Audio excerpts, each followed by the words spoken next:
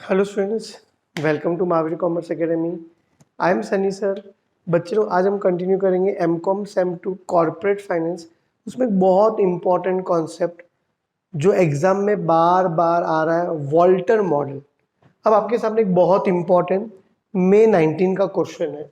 Following are the details regarding 3 companies, A limited, B limited और C limited. आराम से, कोई घाई नहीं। इंटरनल रेट ऑफ रिटर्न मतलब IRR। IRR को हम कैसे डिनोट करते हैं? ऐसे डिनोट करते हैं, इंटरनल रेट ऑफ रिटर्न। फिर कॉस्ट ऑफ इक्विटी को हम लोग क्या बोलते हैं? KE। क्या बोलते हैं बच्चे लोग? KE। Okay. Earning per share मतलब EPS।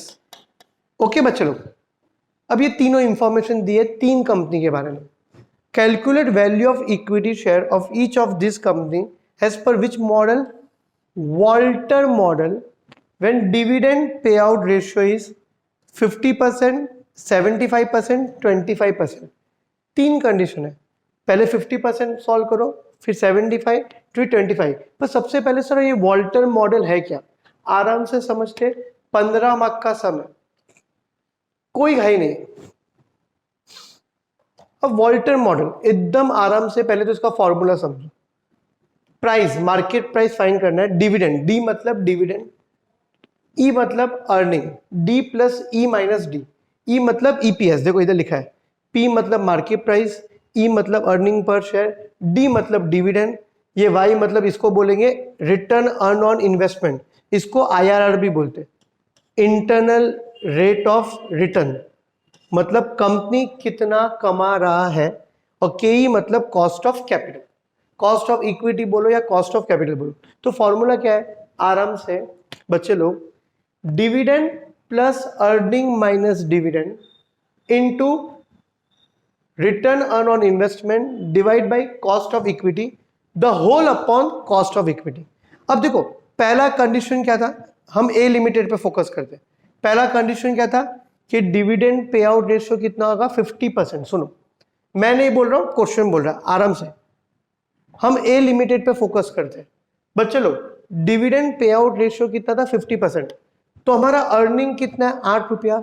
उसका 50% कितना होगा बच्चे लोग? 4। आराम से देखो, देखो 4 रुपया कैसे आया? 8 का 50%। फॉर्मूला क्या था? Dividend plus plus earning minus dividend, dividend plus earning minus dividend. तो अर्निंग कितना है? EPS 8 माइनस डिविडेंड कितना है? 4। तो 8 में से 4 गया तो कितना आया? 4। एकदम आराम से, dividend plus earning minus dividend, फिर इनटू क्या था? Internal rate of return divide by cost of equity. तो ए लिमिटेड का देखो, ए लिमिटेड का इंटरनल रेट ऑफ रिटर्न कितना है? 15%। और कॉस्ट ऑफ इक्विटी कितना है? 10%। बच्चे लोग एकदम आराम से, तो देखो 15% मतलब 15 अपॉन 100 करेंगे तो कितना आएगा? 0.15। और 10% को डिवाइड बाय 10 अपॉन 100 करेंगे तो आंसर कितना आएगा? 0.10। द होल अपॉन क्या था? KE। ये क्या है? IRR, internal rate of return. ये 10% क्या है? KE। सबको समझा? फॉर्मूला क्या है? Dividend plus earning minus dividend into IRR upon KE, the whole upon KE। अब सुनो, ये 4 तो ऐसे ही रह गया।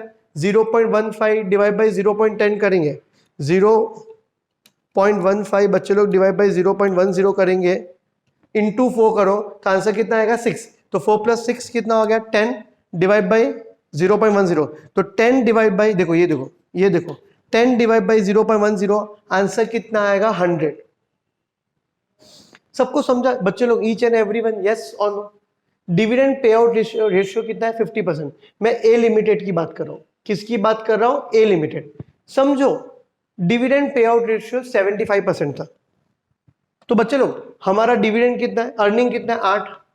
तो 8 का 75% निकालोगे तो कितना हो जाएगा? 6। ये देखो 8 का, बच्चे लोग आराम से, डिविडेंड पे आउट रेशियो कितना है? 75%। सुनो, डिविडेंड पे आउट रेशियो कितना है? 75%। तो 8 अर्निंग पर शेयर है, उसका 75% करोगे तो कितना आएगा? 6। ये 2 कहां से आया? Earning minus dividend. अर्निंग कितना था? 8। डिविडेंड कितना है? 6। तो 8 में से 6 गया तो कितना बचा? 2। फिर इनटू क्या करते हैं? IRR। IRR तो फिक्स है, देखो ऊपर भी था 0.15। KE भी फिक्स है 0.10, द होल अपन 0.10, तो ये 6 है, ये दोनों को डिवाइड करके इंटू 2 करेंगे तो आंसर कितना आएगा 3, 6 + 3 कितना हो गया 9, 9 डिवाइड बाई 0.10 कितना आ जाएगा बच्चे लोग ₹90। ये हमारा हो गया मार्केट प्राइस पर शेयर। 15 मार्क के लिए जैकपॉट क्वेश्चन है बच्चे लोग, ईच एंड एवरी वन। अब देखो अगर डिविडेंड पे आउट रेशियो 25% है तो हमारा अर्निंग कितना था 8, तो 8 का 25% कितना हो जाएगा बच्चे लोग 2, तो डिविडेंड 8, अर्निंग 8, डिविडेंड 2, 8 में से 2 गया तो 6, ये दोनों तो फिक्स है बच्चे लोग, यस और नो। होप सो आपको मेरी बातें समझती हो। फिर 2 इसको करेंगे तो 9, 2 + 9 डिवाइड बाई 0.10, तो 11 डिवाइड बाई 0.10, फाइनल आंसर है 110। तो वैसा मैंने पूरा ए कंपनी का किया बच्चे लोग, ए लिमिटेड का किया। अब बी लिमिटेड का भी कर सकते हैं, बी का भी पूछा है, सी का भी पूछा है, तो समझो डिविडेंड रेशियो कितना है 50%, तो हम लोग बी लिमिटेड में जाते हैं बच्चे लोग आराम से। बी लिमिटेड का अर्निंग कितना 8 और डिविडेंड पे आउट रेशियो कितना 50%, तो 8 का 50% कितना होगा 4 बच्चे लोग, यस और नो। 8 का 50% कितना होगा 4 बच्चे लोग, हाँ के ना। 4 + 4 कैसा है सर, अर्निंग 8 है, डिविडेंड 4, और ये IRR इसका कितना है 0.05, KE कॉस्ट ऑफ इक्विटी कितना है 0.10, द होल अपॉन 0.10, यस और नो। फिर 4 प्लस इसको करेंगे तो आंसर कितना आएगा, देखो आपको चाहिए तो 0.05 कैलकुलेटर पे करो, डिवाइड बाई 0.10 करो, इनटू 4 करो, आंसर आएगा 2, 4 + 2 कितना हुआ 6, 6 डिवाइड बाई 0.10 करो तो आंसर कितना आएगा बच्चे लोग 60। वैसे ही आप बी का ये निकाल सकते हो 75% और दूसरा लास्ट कितना है 25%। वैसे ही सी का करना है। 15 मार्क के लिए ये सब हमारे एग्जाम में आया है। वॉल्टर मॉडल लिख दो बच्चे लोग, वेरी वेरी इंपॉर्टेंट, 100% चांस है एग्जाम में आने का। Price is equal to dividend plus earning minus dividend into internal rate of return divide by cost of equity, सब कुछ मैंने अच्छे से लिखा हुआ है और ये सब 100% करके जाना। मैंने अब तक के जितने भी वीडियोस बनाए हैं, आई ट्राई माई बेस्ट कि मैं सारे कंपलसरी चैप्टर्स कवर करूं और मुझे 100% पता है 2 तो आने वाले, तीसरा भी पूरा चांस है 99% आ ही जाएगा। 2 तो फिक्स है, cost of capital and business risk and financial risk, दोनों 15-15 मार्क के लिए आने वाले, ये तो फिक्स है। फिर इसके पहले एक वीडियो किया time value of money, present value, वो 8 मार्क के लिए आ सकता है और ये भी 15 मार्क के लिए आ सकता है। होप्स आपको समझाओ बच्चे लोग। All the best for your exam. I am trying my best कि जितना हो सके लास्ट ईयर की तरह मैं सारे कंपलसरी बातें आपको बता सकूं। ओके बच्चे लोग, थैंक यू वेरी मच।